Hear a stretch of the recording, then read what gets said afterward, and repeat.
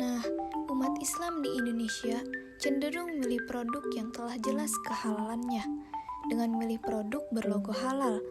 Nah, logo halal produk diperoleh setelah produsen menjalani proses sertifikasi halal.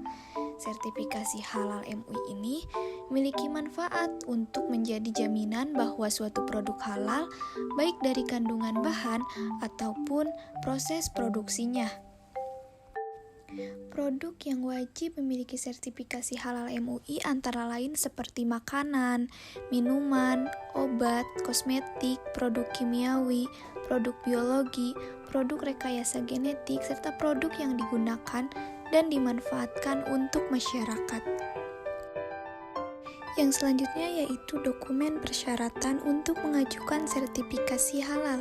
Yang pertama, ada surat permohonan. Contoh, telah disediakan dan dapat disesuaikan.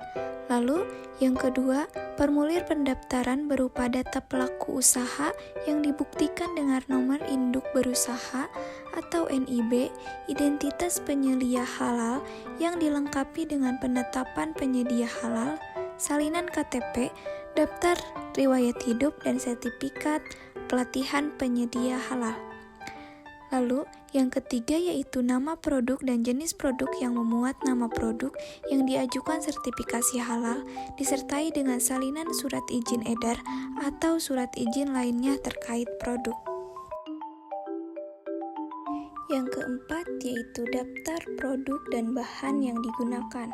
Dokumen ini memuat nama bahan yang digunakan untuk produk yang diajukan sertifikat halal.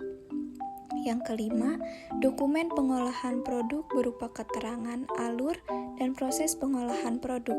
Lalu yang keenam yaitu sistem jaminan produk halal.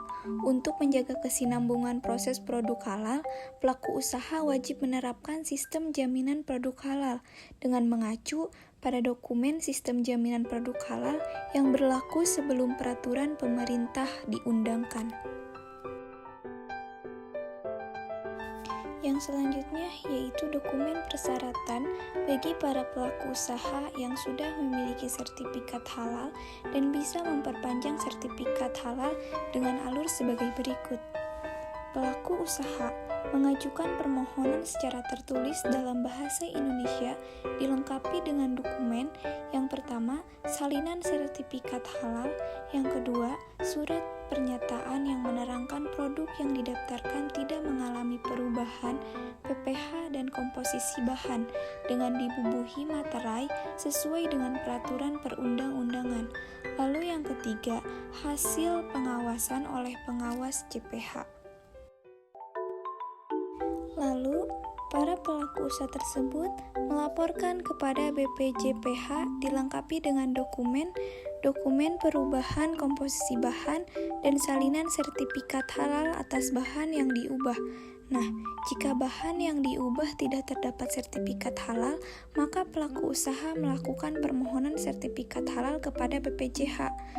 Untuk melakukan permohonan tersebut, BPJH dapat menerbitkan sertifikat halal jika pelaku usaha tersebut juga memiliki atau memenuhi persyaratan.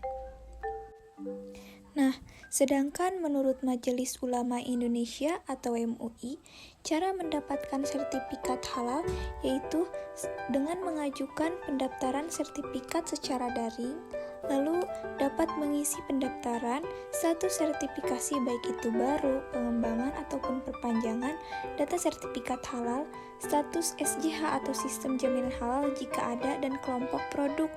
Lalu, dapat melakukan pembayaran pendaftaran serta biaya akad sertifikasi halal melalui Bendahara LPPOM MUI yang meliputi honor audit, biaya sertifikasi halal, biaya penilaian implementasi SJH, biaya publikasi masalah jurnal halal. Lalu, dapat mengisi dokumen yang menjadi persyaratan pendaftaran serta industri bisnis yang kamu geluti, diantaranya menurut SJH, diagram alur proses produksi, data pabrik, data produk, data bahan, dan dokumen bahan yang digunakan, serta data matriks produk.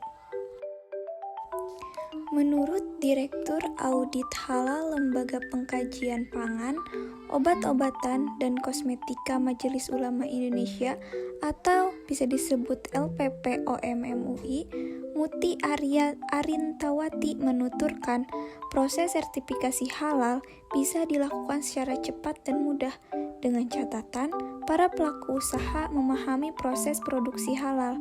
Nah, lebih lanjut, menurut Muti ini harus ada proses edukasi yang baik terhadap para pelaku usaha supaya mereka memahami persyaratan dan proses sertifikasi halal dengan baik sehingga dapat mempersingkat waktu proses sertifikasi halal. Nah, sedangkan menurut Amrullah Kamsari sebagai Kepala Bidang Sertifikasi Halal, dia menyebutkan bahwa tata cara memperoleh sertifikat halal yaitu yang pertama ada pelaku usaha, di mana pelaku usaha tersebut harus mengajukan permohonan sertifikasi halal. Dan yang kedua yaitu ada pemeriksaan. Pemeriksaan tersebut dilakukan oleh BPJPH atau Badan Penyelenggara Jaminan Produk Halal. BPJPH ini melakukan pemeriksaan dokumen permohonan dengan maksimal 10 hari kerja. Lalu yang ketiga yaitu ada penetapan. Penetapan dilakukan oleh BPJPH yang menetapkan LPH berdasarkan pilihan permohonan maksimal 5-20 hari kerja. Lalu yang selanjutnya ada pengujian, di mana LPH melakukan pemeriksaan atau pengujian produk dengan 40 sampai dengan 60 hari kerja. Lalu selanjutnya ada pengecekan. Pengecekan ini dilakukan oleh BPJPH atau Badan Penyelenggara Jaminan Produk Halal yang menerima dan memverifikasi dokumen hasil pemeriksaan atau pengujian LPH yang dilakukan selama 5-20 hari kerja dengan dokumen yang diserahkan ke LPH berupa produk dan bahan yang digunakan, PPH, hasil analisis atau spesifikasi berita acara. Lalu yang selanjutnya ada fatwa, di mana MUI menyelenggarakan sidang fatwa halal dan menerbitkan keputusan penetapan kehalalan produk. Dan terakhir ada penerbitan, di mana BPJPH ini menerbitkan sertifikat berdasarkan keputusan penetapan kehalalan produk yang ditetapkan oleh MUI.